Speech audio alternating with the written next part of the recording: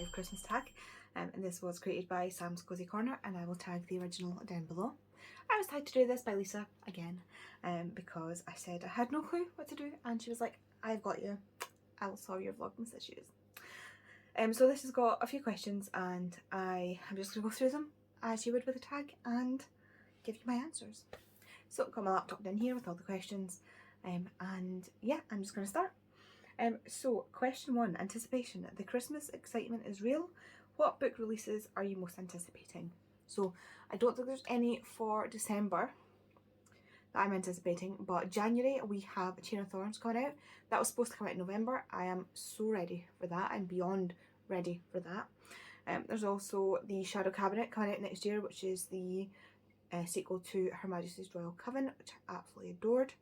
There are none other than that I can think of off the top of my head. I do have a fair few pre-orders for next year, but those are the two that I'm really looking forward to and that I need now. Question 2 is Christmas songs and carols. What book or author can you not help but sing their praises? And that for me is Maria Lewis. I say Maria for some reason, but her name is Maria. I'm sure it's Maria, but I say Maria. Anyway, this is the last book in her I almost said Shakespeare Sisters. This is the last book in her Supernatural Sisters series. I think there are like 8 books in the series, and I will be doing a dedicated vlog for these next year because I absolutely love them. She literally cannot write. You know how like there's always like a slump, like writers can write so many books and one of them's got to be like not it.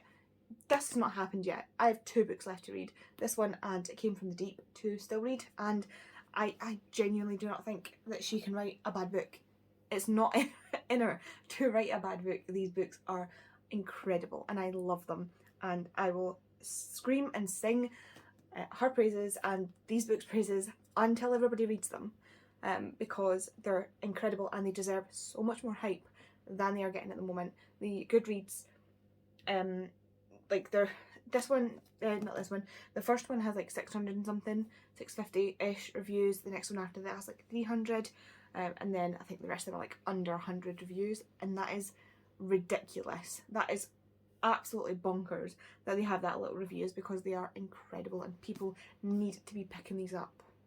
Number 3, gingerbread houses. What book or series has wonderful world building? For me, that has got to be Babel. I'll try and not sparkle you with this cover, by R.F. Kuang. This is a chunker of a historical fiction with a touch of fantasy in it, but the fantasy world building and the world building of Canton and of England, Oxford, is just so well done. Like I can't believe that this doesn't exist, that she's not just writing about something that exists. I know Oxford exists, but the way she's written Babel into Oxford University, and I cannot say enough how well this book pulled me in to the world. It might not be what you think of when you think of world building, because world building you often think of like fantasy series, but I'm not a fantasy reader. This is like the perfect amount of fantasy for me. I do like, obviously, like Percy Jackson and things like that are perfect for world building. Also shout out to Trudy Canavan for her Age of the Five books, because again the world building in there is perfect because I understand what's going on, and I don't read fantasy, because I normally can't follow the world building. So this is the first one that came to mind because it blew my mind. But also Trudy Canavan, I will put a picture up of the books because they're over there and I'm not getting up to get them. Number 4, A Christmas Carol. Favourite classic or one that you want to read? For me, that has got to be Frankenstein. I think Frankenstein is probably my favourite classic. It is the one that when I read it, I just thoroughly enjoyed it and was like, oh my god, this is amazing. Yeah, so Frankenstein is absolutely my favourite classic. There are not many classics left that I want to read. I've read like the Jane Austens that I'm interested in. I've read other things, but Frankenstein just hit different. Frankenstein has the most incredible narrative to it and the most incredible, just I was not expecting Frankenstein to be as good as it was. It is not for everybody, but I absolutely love it, and this edition is gorgeous. Number 5, Christmas sweets. What book would you love to receive for Christmas? I don't have any in particular. Like I said, there's nothing coming out. Please ignore the ice cream van, which has apparently decided it needs to come out at 7:30 when it's like -1 degrees. Yeah, so what would I love to receive for Christmas? I have to say, like, the ones that I'm kind of leaning towards on my wish list are the Cuba Saga by Sherelle Clayton. It is a wonderful historical fiction about this family who were forced to leave Cuba when the revolution happened, and they end up going to America, but some of the stories are told. So the stories are told sort of between their now lives in America and their life in Cuba, and I absolutely loved, I think it's Next Year in Havana, or This Year in Havana, or something about Havana. That's terrible. I can't for the life of me remember what it's called, but I absolutely loved it and I can't wait to read the rest of that series. Number 6 is Candles in the Window. What book gives you that warm fuzzy feeling? Say it with me, everybody. 1, 2, 3.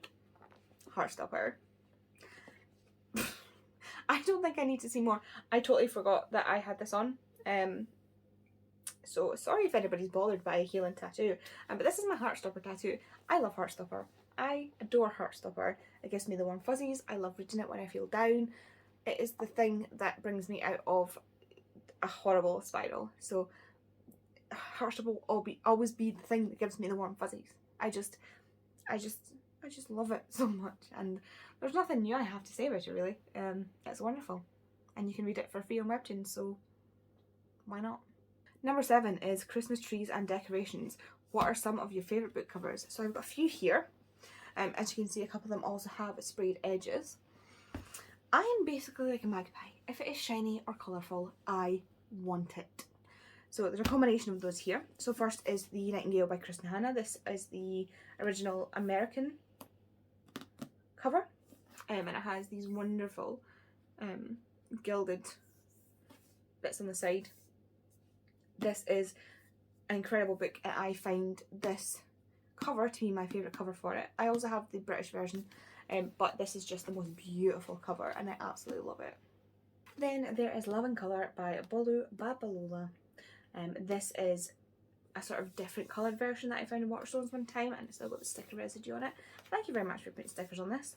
But as you can see, it's got these beautiful colours that just, oh, how can you not want that? Look at this like lovely pink. Like, see when I say pink is my favourite colour, like this is what I mean. This is what I mean when I say pink is my favourite colour.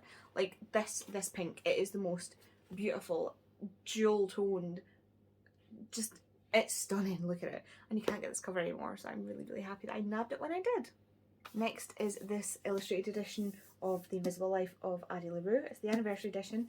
It's got this beautiful, beautiful white and silver cover, and then with the silver flower down the side. This is actually the only version I have of Addie LaRue. It has the beautiful insides as well, and it's a grey paperback, so I'm very happy with this. It is one of the most beautiful books I own, and I love the paper that they made it on as well. But yeah, that sounds weird, but if you're a reader, you will probably understand. It's fine. And the last one I want to show you is The Lamplighters by Emma Stonex. Again, it's got this beautiful gilded sort of just little splash to it, that does an excellent job of sort of giving the idea of the lights in the storm and the sea in the storm. And this also has sprayed edges that go round to the side that match up with the hardback copy. I love this. It's also signed. Yeah, this is such a beautiful cover. I love it's got bold colour and it's shiny. I am sold. And the last one is number 8, Christmas Joy. What are some of your favourite things about Christmas, and or some of your favourite Christmas memories? So some of my favourite things about Christmas, I love the decorations, the trees, like I love all of this. I love my little owl. I love it. I also love the fact that, well, I love it when we get snow. I love snow. I hate the cold, but I love the snow. So I love that we get snow. And I also love, my gran makes this amazing coffee at Christmas. Literally, like, if you ask me my favourite thing about Christmas, it is my gran's coffee. Don't know why, don't know what's different about it, but it is exactly what you need at the end of a Christmas meal. hands down, best coffee ever. Christmas memory wise, I don't have anything that really pops into my head. Anything in particular. I just know, like, every year we watch The Sound of Music, we watch the Doctor Who special, we watch the Strictly special. Like, there's just some things that we do every year. I don't know if that counts as a Christmas memory. Oh, there is one story that my family like to tell me. I like to tell people about when I was really young, and I do remember this vividly. But I had just opened all of my presents, still thought Santa existed, but she does, by the way. Opened all of my presents. I had so many presents, and I was absolutely thrilled. And I was really, really hyper and really, really like, it was still dark outside, like it was that early in the morning. And I am freaking out. I am like 4 or something. I am like buzzing. And they were like, oh, I think there's, did we hear the door? Is there something at the door? So we went to the door and there's this massive present, like massive present, right? Like this. And we pull it, like it's pulled through to and open up. And I'm so excited about this present. And somebody's like, what is it? And my immediate answer is, it's a box! It was a TV. It was like like, this is an old TV where it was like this deep. Like the screen was like smaller than it was wide. That's what kind of TV it was. And it had a video player in it, which was like top tier at that point. And I was just so overexcited that I was like, it's a box. And I was just, every year I get reminded of that. Every year I get something specifically in a box, and when I open it, somebody will go, it's a box. And I'm like, funny. So yeah, that's probably one of my favourite Christmas memories that kind of gets brought up every single year. Okay, so that is the Joy of Christmas tag. I again, tagging anybody that wants to do this tag. I'm terrible at remembering to tag people or who has and hasn't done it, so if you want to do this tag, please do this tag. And I hope you enjoy the rest of Vlogmas. I hope you enjoy your Christmas or anything else that you celebrate this time of year, and I will see you in the next video. Bye!